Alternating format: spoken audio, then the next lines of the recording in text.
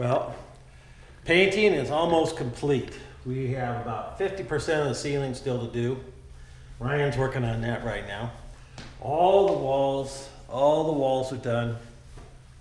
All the trim's done as far as staining and all that. The windows came out absolutely awesome. That's the trim casings for the windows. We'll be dropping in, do those tomorrow. And we need to pull the lights down and paint under where the lights are. So we'll do that tomorrow. A little touch up there, but that's it. And I have a little dirt work, of course, outside to do, but that can wait for a little bit. And we'll get the machines moved after all this little bit of work is done. And probably in the next couple weeks. So we'll get some friends over and we'll get things moved.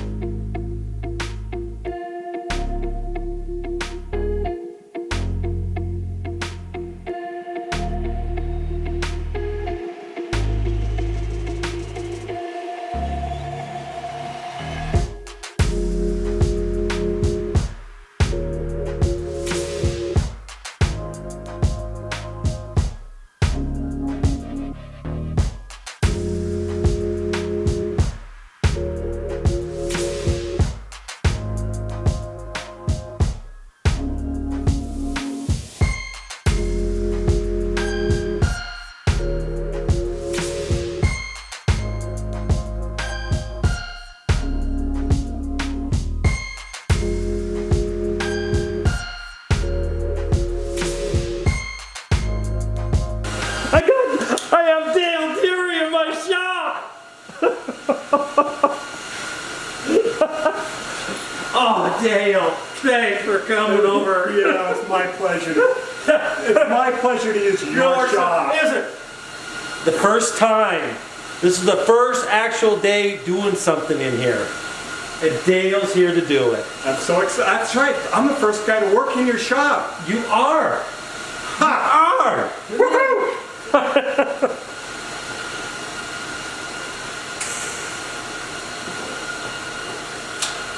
Something's burning. Is that the rubber? It smells like the rubber.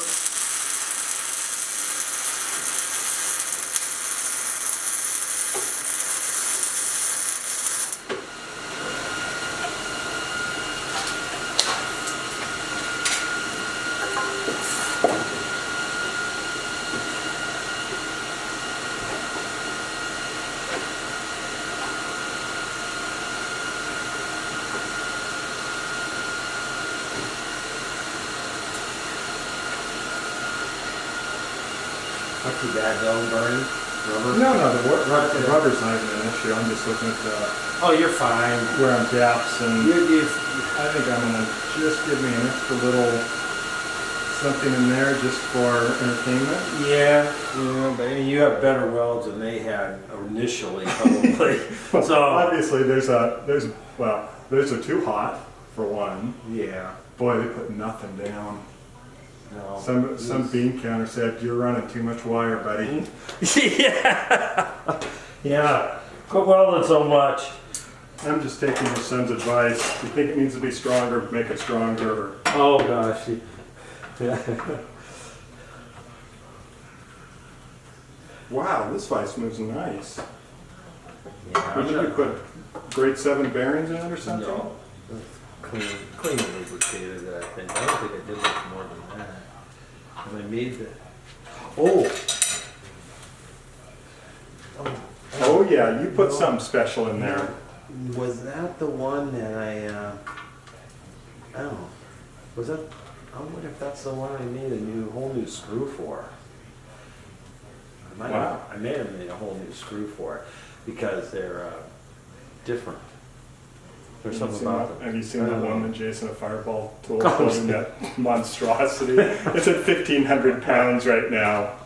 What the weight of it? Yeah. Yeah, I know. It's huge. It's unbelievable nice.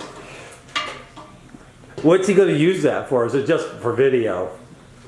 I think it's just for video. It's just video. Just something to do. Yeah. Yeah. That's okay. But it's pretty cool. No, it's really, really cool. But damn. I don't know what I can't imagine needing to smash anything like that. I mean, what do? Put a tractor? I guess you'd put a bucket on it at a different angle, like a tractor bucket, so you could weld on it. I guess. It's like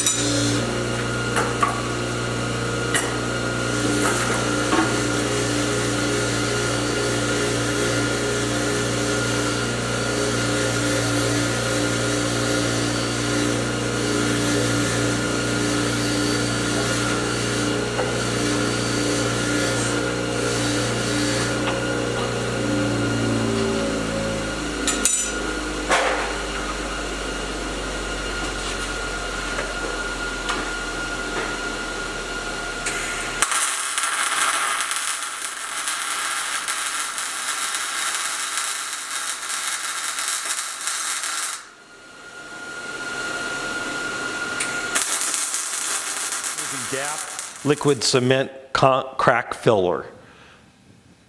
This stuff actually works pretty darn good. It's easy to put in, as long as it's mixed well. Make sure it's mixed well. My first bottle I had to pull the cap off of and stick a wire bent down in there and put it in the drill to mix it, to get it stirred up really good. This one's a lot better. Probably wasn't sitting on a shelf as long, but this is my second bottle, the quart bottle. Just squeeze it in. Now it's a little bit thinner than toothpaste, not much, about like toothpaste. They say it's self-leveling, but it's a little better if you have a putty knife or something to smooth it out. It goes in nice, and I just kind of level it out, smooth it along. These are the joints between the new footing foundation and the old pad, and the cracks where I put in a joint in the concrete. This is just like so it doesn't fill up with chips and dirt. Makes it a little easier to clean up around the floor. Let's put down a bead, fill in the crack, and then come along to smooth it. Add a little bit if you have to.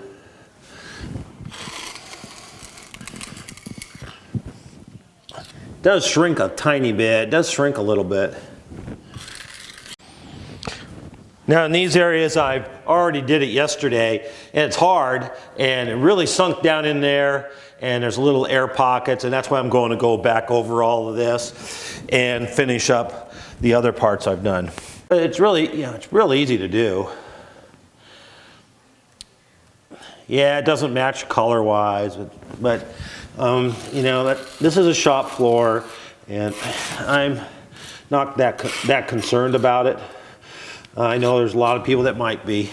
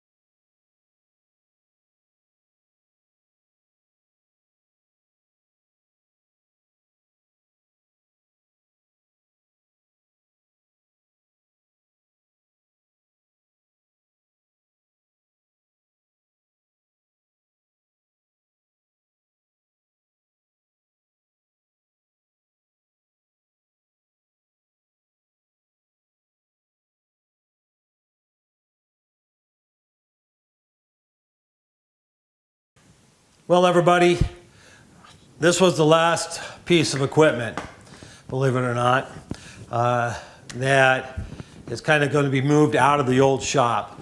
We got everything else moved already.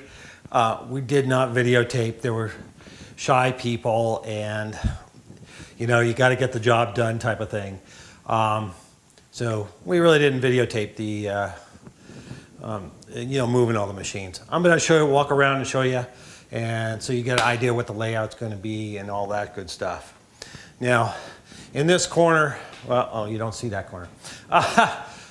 In this corner, this is the corner here, and where the power panel is, there's going to be a sink here eventually, so we're going to leave space there.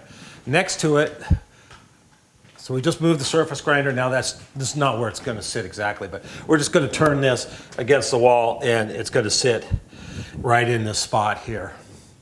Down the wall, we have, this is the horizontal bandsaw right here, welding table, oxyacetylene, CO2 argon bottles here, and the welding cart is sitting here. So that's kind of going to be that layout there on this side of the opening. Now the two openings, the roll-up door and the old opening into the shop, line up real close, within a couple inches. So you can pull a vehicle in if you want all the way. I can get my whole truck in here, close the door and everything. So now I can work on the inside. If I have to work on a vehicle, I'll have space. Now this center section, where you can drive in. Pretty much going to leave that open as a working space. My roll-around cart that has my grinders on it and my bandsaw will roll around and sit on the concrete and move as needed. I can just plug that in anywhere. Here's the other side. All right, so this is the wall. Was the exterior wall to the old shop. The opening is right over there. And right now I have the hydraulic press and a few other little items sitting here. This will be a workbench right here.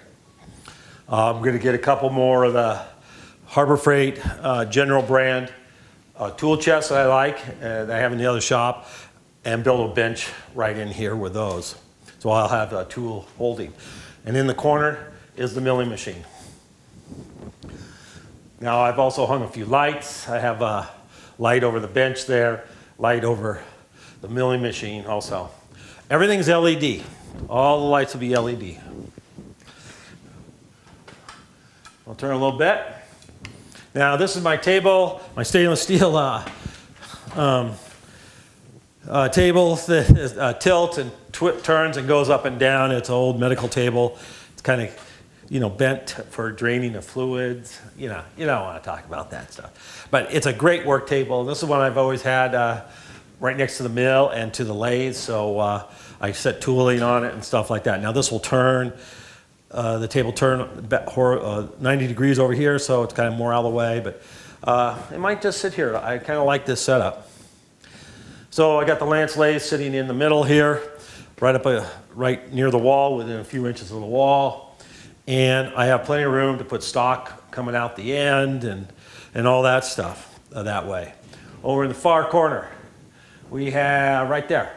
In the far corner, we have the Logan lathe, and then the Hardage, the DSM 59 turret lathe, right there. So they all have their own power, of course, and own circuits. On the wall, I already hung it up. Is my rotary phase converter for the Hardage lathe. All the lance lathe, the mill, surface grinder, all run on VFDs. So I don't have three-phase in my shop. I have just 200 amp service, nothing special, and I have. What I did is I used my an old welding circuit, 50 amp circuit I had in the old shop, and I was able to pull that wire back. It reached far enough, and I was able to run that into the new shop. So that's what feeds the panel, a 50 amp circuit, to my sub panel in the new shop here. And I wish I had more and all that stuff, but I'm the only one working in here 99% of the time. Every once in a while, my son comes up and we'll do something, or a friend comes by, we'll do something. But you know what? We're not running two machines at once. We're working together doing stuff, and we don't usually need that much power. But I could run the mill and the big lathe at the same time, no problem. So it's just a power constraint that I have, but it's not a big deal to me.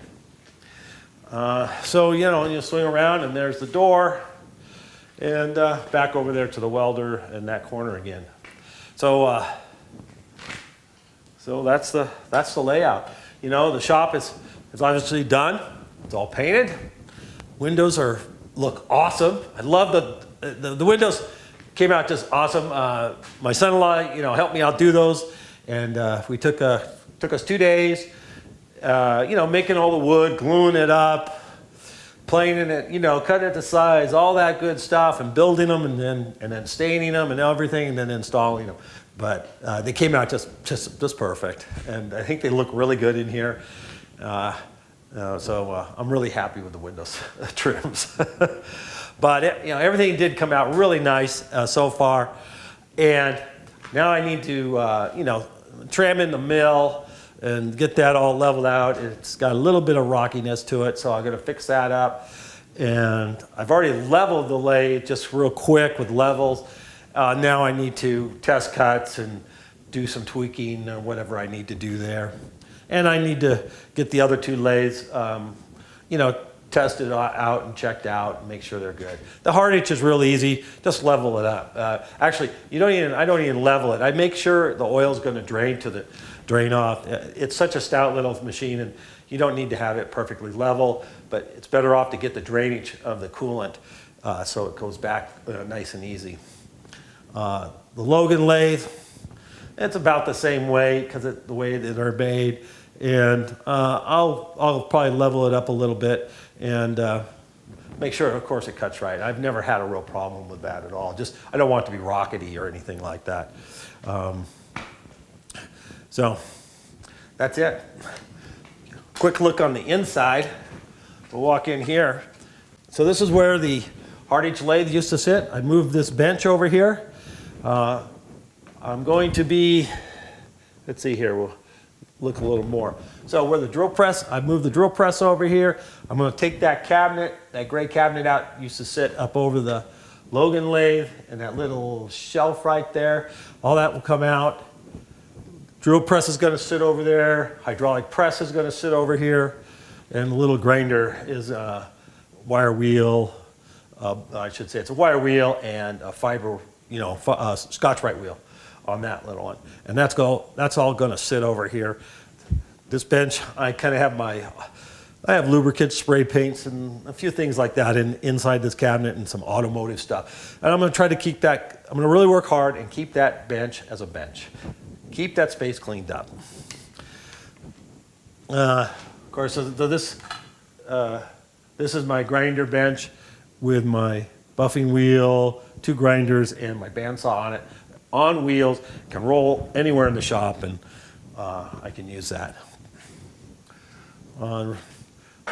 So in this space over here, this is where the surface grinder was and the grinding bench.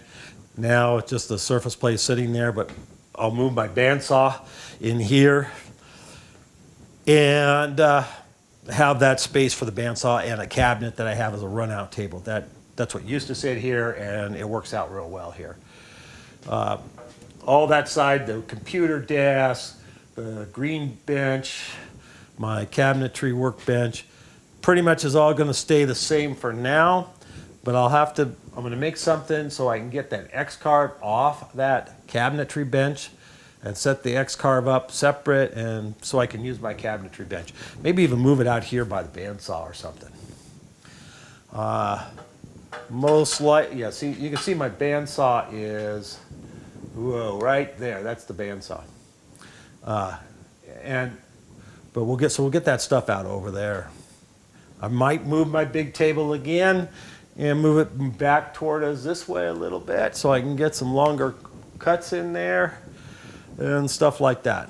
So there's a lot of work that's got to go on in here. This will be this winter. I'll be slowly manipulating in here also. Another thing that's going to happen is you can see the blue air line right here. I use the Rapid Air Max line. This is 3/4 inch air line in the shop. I've had it for quite a few years now, and I'll be extending that into the new shop. So we'll run the Max line all around this upper edge, all around the top. Run it all around the top. I'm going to put drops down the walls. And that's probably about it. I'm not going to put drops out in the middle. I don't like those. And I just don't like them. My air reel will probably stay where it's at. It's kind of a good spot. It's out of the way. But I'll put drops down to the equipment. Surface grinder, there'll be a drop on each side of the door.